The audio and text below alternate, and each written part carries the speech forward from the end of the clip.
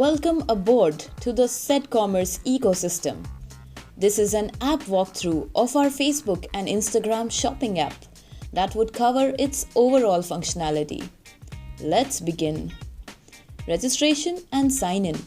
After installing the app from the App Exchange, you will be directed to the registration page where you can register yourself. If already registered, you can enter the credentials and proceed. From here, you will have to proceed to the onboarding process. Onboarding Step 1. Let's initiate with Step 1. Verify 6 credentials from your Salesforce account. That is Account Manager Client ID, Secret Key, Subdomain URL, Shortcode, Organization ID, and Site ID. For your convenience, there is a mentioned path for each credential, or you can refer to the guide video available at the top right corner. Once you are done with filling out all the details, click on the next Onboarding Step 2. In this step, you need to link your Facebook account with the app. Before moving ahead, click on the checkbox and confirm that you agree to our terms and conditions. You'll then be redirected to the Facebook Business Extension app. First, allow permission to the app. Further, one by one, connect each Facebook asset, that is the Business Manager page, Catalog, Ads account, and Pixel. Once completed, make sure you have turned on all the options as shown on the screen. Then, move Next. A confirmation screen signifies a successful connection. Note that if you have connected a wrong account or page or want to re-edit, you can make the changes from the link available at Step 2 itself. If all is set, click on Continue. Onboarding Step 3.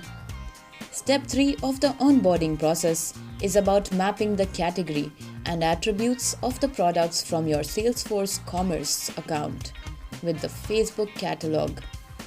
Please select the default category from the drop-down list that best defines your product.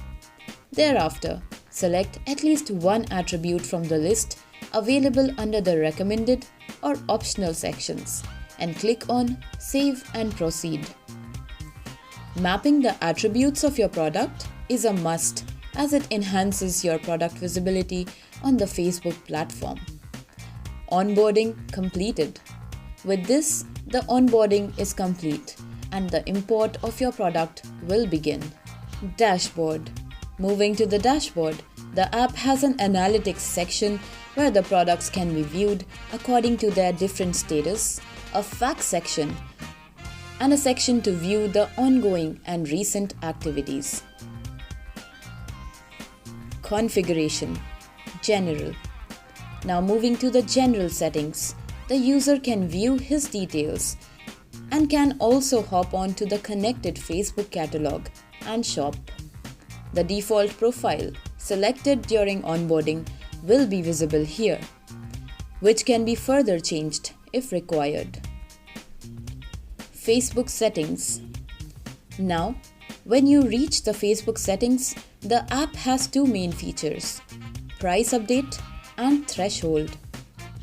Price update comes into action when the user wants to send a custom price that is different from Salesforce, whereas threshold inventory is used to avoid overselling. If any changes are made here, then the products need to be re-uploaded for the changes to be reflected in the catalog. Salesforce settings. Moving forward with the Salesforce settings, the fields that were entered at Step 1 of the onboarding can be viewed here. Additionally, if any changes are made on the Salesforce account, that can be updated here as well. Account connection. The last section of the configuration is the account connection, where the user can reset all his details from the app. Profile section. In the profile section, you will have all the details of the profiles you have created so far. Initially, you'll find no profiles found.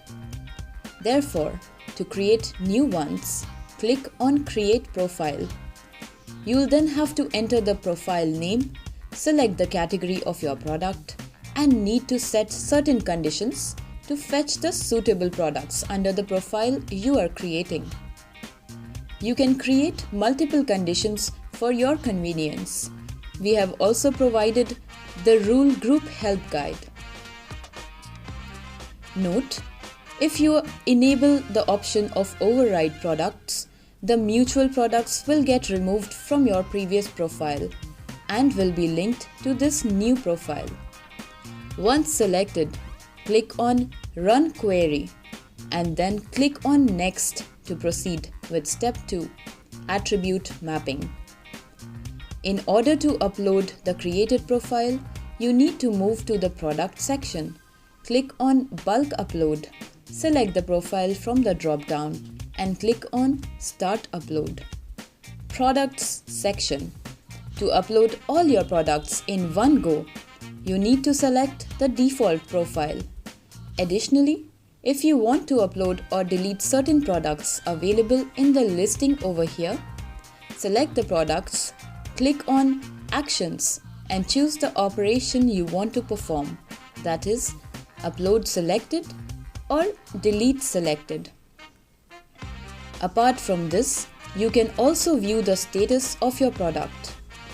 And if you want to edit the details of any product, go to the column of Actions, select Edit Product and update the changes you want to make in the product's title, description and price.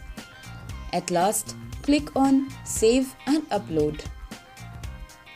The app also has an option of More Filter, where you can filter the products on the basis of type, quantity and profile.